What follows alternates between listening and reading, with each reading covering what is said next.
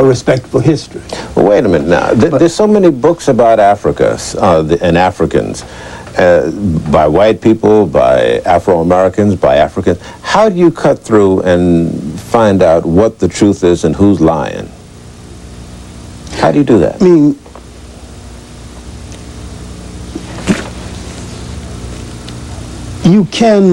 I can spot Phage's lie by his leads. I can look at his lead paragraphs and know where he's going. I read so much of Phage, and I've encountered him in so many different conferences and confronted him. This is one of my adversaries, so I know where he's going, you know. And when he publishes a big book like this, I know he's still trying to cover up, he's still trying to legitimize himself all at the same time. Do you read the foreword or the introduction when you pick up a book? When my eyes were much better, I could sweep a whole page in 3 minutes. I could get the substance of a page in less than 3 minutes. But I'm suffering from glaucoma now, so it takes me longer to read. Intensive reading and high blood pressure brings that on, and certain other things. It cuts down on your ability to, cuts down on your vision. But when you were a younger man, when you were in full stride, how much reading would you do on the average? I would read an average of 3 to 5 books a week. A week? A week. And retain them?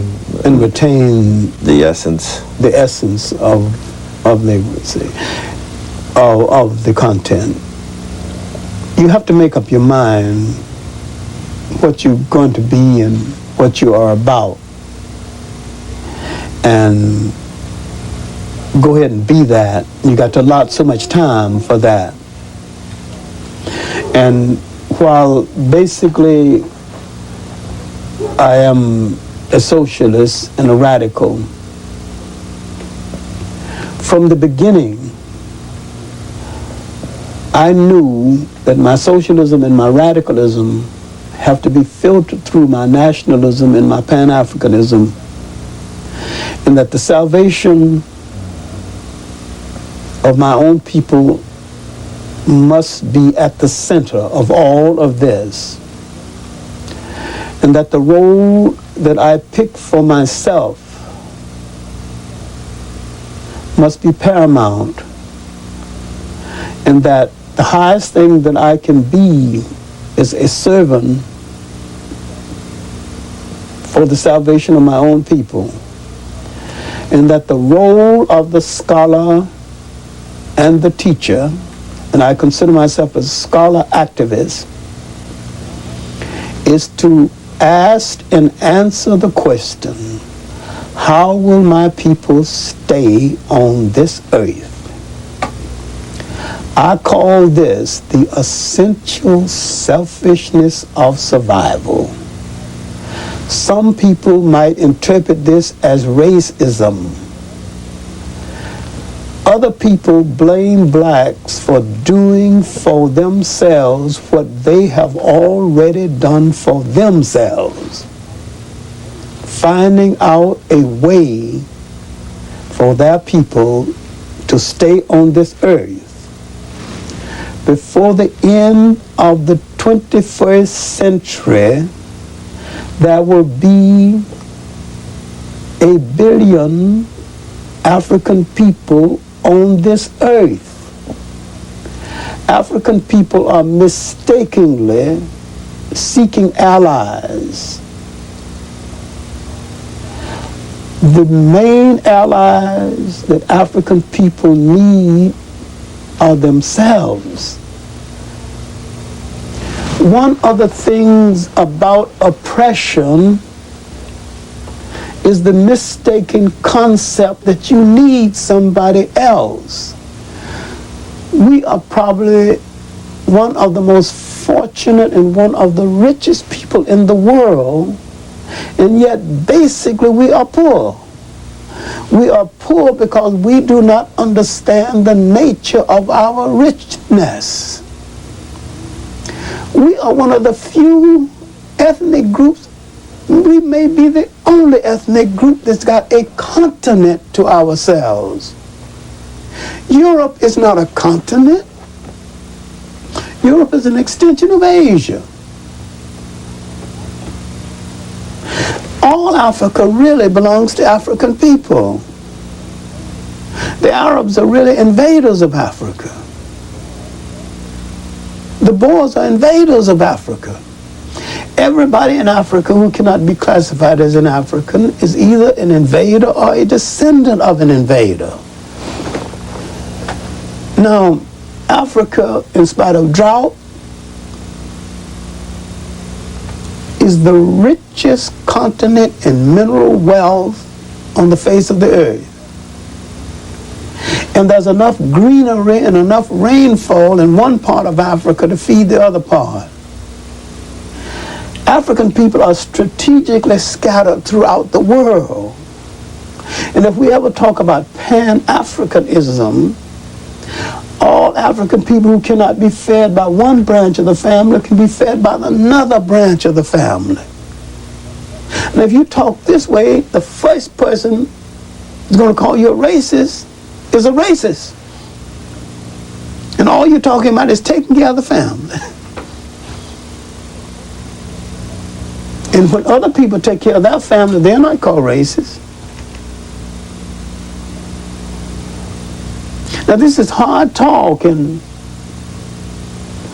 African people better start talking this talk. Now, when you look at African people in the United States, if the census said that we are 25 million, the census also admit that they missed 20% of us. So we must be at least 30. Between the West Indies, you've got 60 million admitted blacks in Brazil. The rest of South America, you probably got 40 million, the rest of South America. All right, granted, you've got 100 million African people in South America. So throughout the hemisphere, you've got 150 million African people. The population of Africa has been counted as 500 million for 50 years, which implies that the African man is sleeping away from home, and you know that's not true. You got millions of Africans in the Pacific. You got 2 African nations from the Pacific at the United Nations. You got some not represented. African people are the most dispersed people in the world. When the Romans arrived in England, they found African people. So what are you saying about this potential unity? We need less from other people than we thought we needed. The main people we need are our own people. That means that we are potentially a world power. Awareness of black history that you see among black students, how strong is it? Well, it was strong in the period after the Civil Rights Movement because it was a political weapon. But a whole lot of the students who badgered universities in creating the programs didn't even come to class. Potentially it's strong. And I've turned a lot of students around through what you call black studies. In the first place, I think we have overused the word black. Black tells you how you look, but it don't tell you who you are. I think wherever we live on the face of the earth, we are an African people. We have to become accustomed to letting the word Africa roll from our lips with ease and with pride. I think the program should be called Africana programs. and it shouldn't.